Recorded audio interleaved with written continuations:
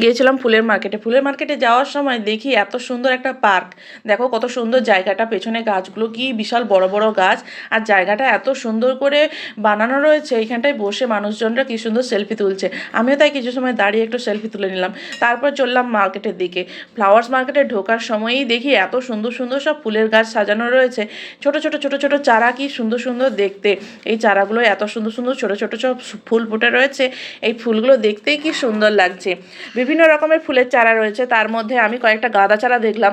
সামনের দিকে এগিয়ে গিয়ে দেখলাম অনেকগুলো গাঁদা চারা গাছ রয়েছে।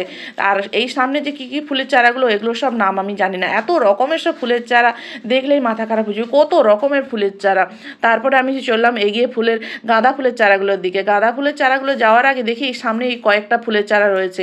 এই চারাগুলো সব $25 করে বিক্রি হচ্ছিলো, এক একটা $25, আর চারটে একসঙ্গে নিলে তখন হয় $100। তাই একসঙ্গে আমি অতগুলো ফুলের চারা নেব না বলে আমি প্রথমে এগিয়ে গেলাম, দেখি আরও কী কী গাছগুলো রয়েছে।